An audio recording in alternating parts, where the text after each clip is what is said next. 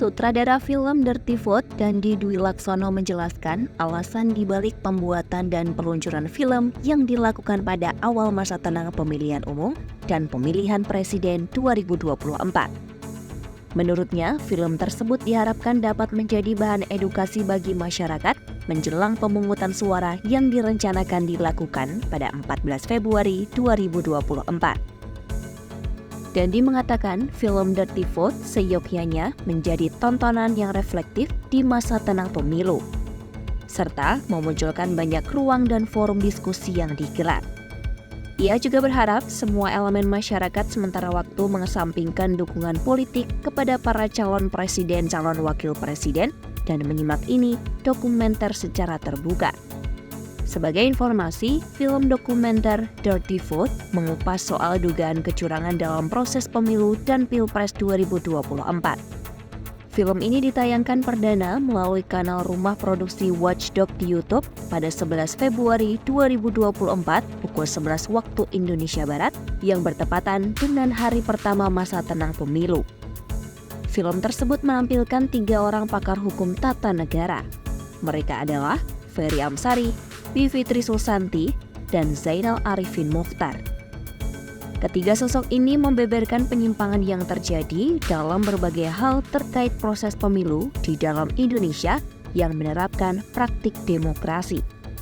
Sementara pembuatan film ini merupakan hasil kolaborasi lintas lembaga sipil dengan waktu penggarapan selama sekitar 2 pekan mulai dari riset, produksi, penyuntingan, hingga rilis.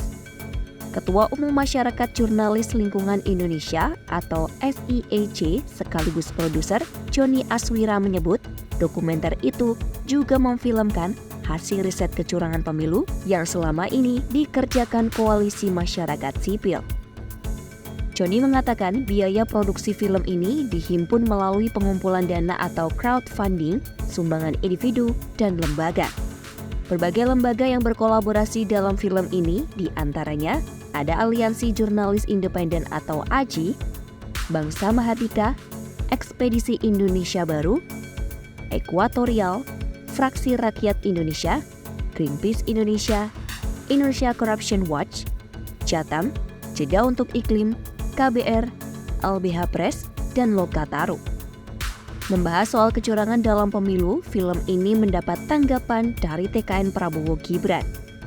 Wakil Ketua TKN Prabowo Gibran, Habibur Rahman menyebut, film ini mengutamakan narasi kebencian dan menganggap tuduhan yang disampaikan tidak ilmiah. Habibur Rahman juga mempertanyakan kapasitas tokoh yakni Bivitri Susanti, Zainal Arifin Mokhtar, dan Ferry Amsari yang mengungkapkan dugaan kecurangan proses pemilu dalam film itu. Ia pun menuduh film itu akan melakukan sabotase proses pemilu 2024. Menurutnya, film yang dirilis pada masa tenang pemilu adalah bagian dari upaya kubu tertentu untuk melakukan serangan politik setelah masa kampanye berakhir.